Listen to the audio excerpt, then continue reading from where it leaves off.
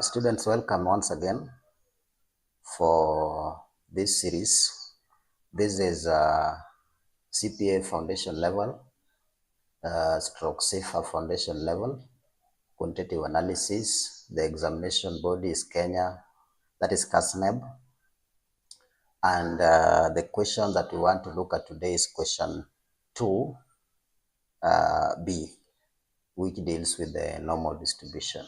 So question 2B reads, this is 2, then B is this. It reads, an examination was administered to a group of students and the results were summarized below.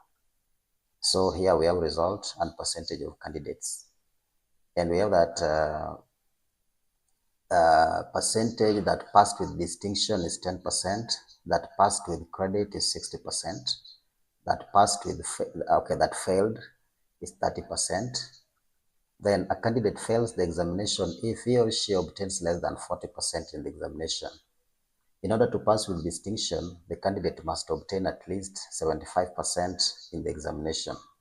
So what is required is calculate the mean and standard deviation of the distribution of marks, assuming that the marks scored are normally distributed. So that should be 10 marks. So straight away we check, we dive and see what the solution looks like. Welcome again to the other part of solving normal distribution questions related to the quantitative analysis of KASNEB, that is for certified public accountants and certified investment finance analysts. So we have the question is that of December 2022, question 2B, and the paper was taken on 7th of December 2022. So the question, as you have seen, if we are to represent this in a diagram, then first we need to see how it is, then we start solving. So I'll need to do this. So the diagram is this. Yeah, something close to that. So here, that becomes what we would refer to as the average of the scores, because these are results. A candidate fails examinations, so these are results of the scores. So we would take this point to be the average of the scores of the students in that particular class. Then we are then told if this is the average, then at some point there is 40. So I want to believe that 40 is towards this end. So for purposes of having it come out clear or visible, I'll make it a little wide as I have, so that if this is the mean, let me just call it mean, then this value I want to call it 40. And then towards this end, if there is 40, there is mean, then there are the other values. I also want to call this, demarcate this and call it 75. Now, reason why I'm doing this, okay, these are percentages, so this represents the marks. So reason why I'm doing this, we are told that a student fails if it scores less than 40%. So anybody, this probability here, this particular probability, this shaded part, the part that I'm shading, should refer to the probability or the percentage of students who fail. It is the percentage of students who fail. This part is the percentage of the students who fail because they score less than 40. Then percentage of students who get distinction are ones who get at least 75%. That means they'll be the ones represented here, this end. They'll be the ones represented here. So this part should represent those who get 75 plus, and so those are the ones who get distinction. So if that's what we have, then we can determine the z's, the corresponding z scores, and then use that particular argument to estimate our mean and standard deviation, because we know that z should be x minus mean over this. That's how we get our z score. So first I will say z of 75 is equal to 75 minus mean over standard deviation that we don't know.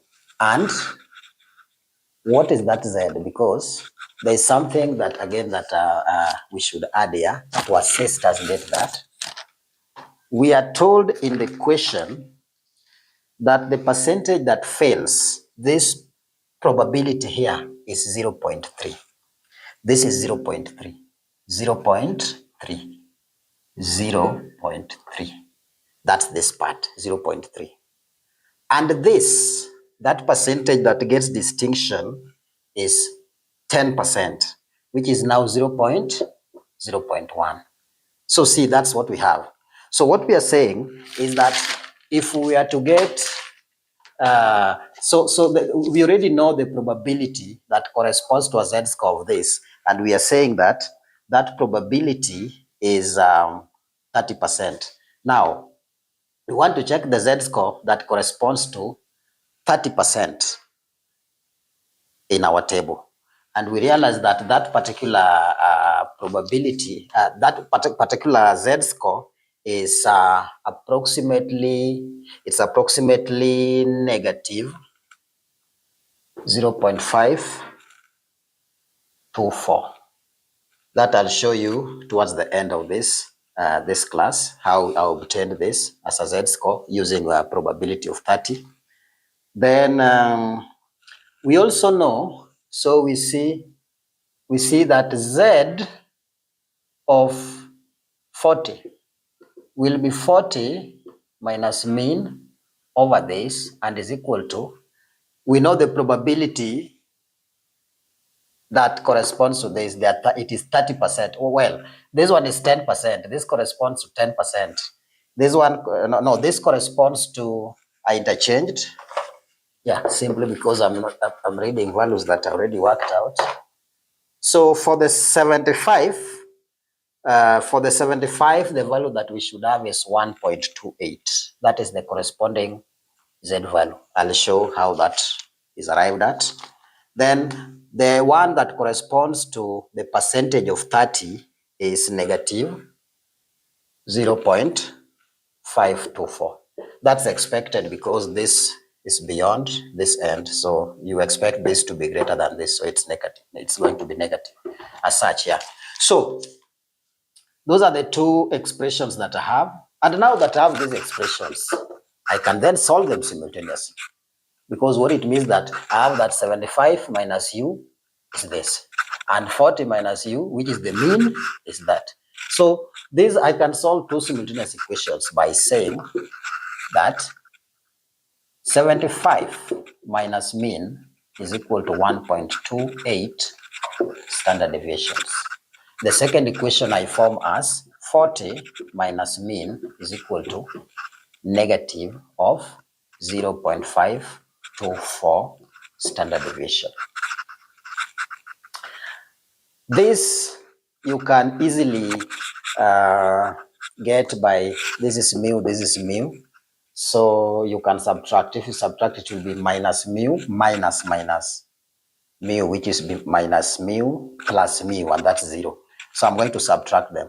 So upon subtracting, this will be give me 35 is equal to, it will be 1.28 minus. So it's plus. So 1.28 plus 0.524, that's 408. Yeah, 1.804. 1.804.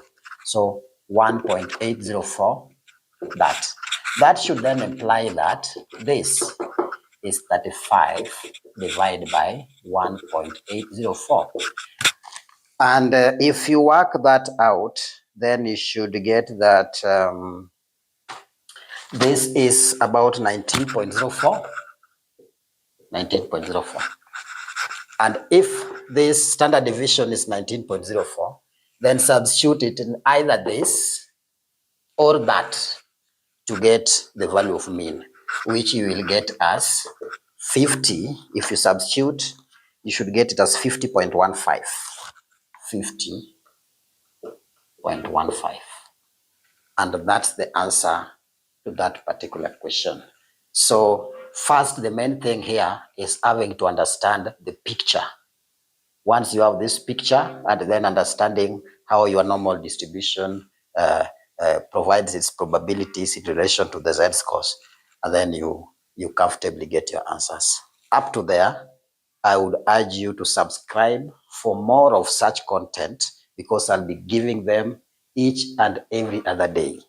And so for you to get them and to get alerted whenever I release any, subscribe to this channel. See you in my next video.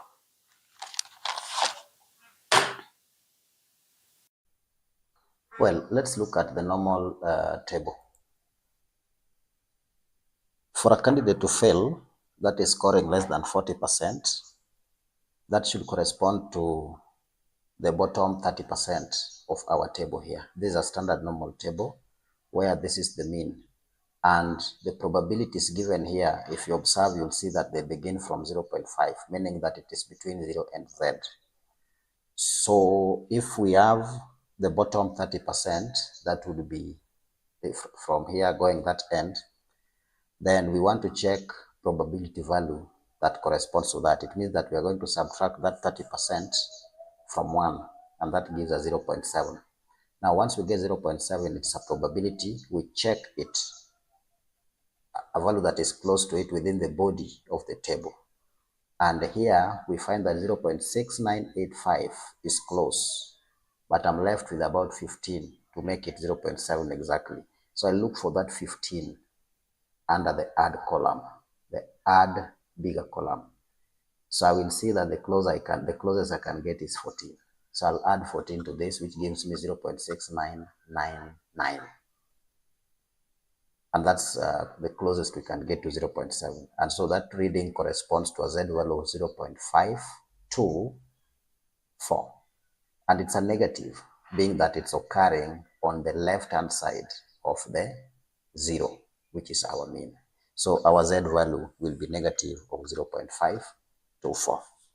Now, secondly, we get to, for a candidate to pass with distinction, that is the top 10% of the distribution, we, again, this is what we want, because if this is z corresponds to the 75th mark, then it means that those who shall have scored 75 and beyond will be represented by the unshaded part of this particular part of the table. So conveniently, for us to get that, we would have to subtract the value that we get here, probability that we get here, from 1 to find that. So that is 0. We get that we have 10%, that's 0.9. So 0.9, we check 0.9 here. Inside the table, where is 0.9? Inside the table, we want to find 0.9. Yeah, this is closer. This has to be closer. That's closer. So if that is closer as such, what is left? We're left with about 3. We find that 3 here, but looks like we can't get it. The closest we can get is 2. So it means it is 1.281. 1.281. That is the z value that we have. So we would have to equate that to, that is 75 minus mean, our mean that we had, over the standard deviation, equated to 1.281. If we combine that with that of fail, where we had 40 minus mu over standard deviation is equal to negative of 0.524, solving simultaneously for the mean and the standard deviation, we get our values as 50.15 as we saw. That's for the mean, and standard deviation is 19.401. So up to there, that's the end of that presentation. See you in my next video.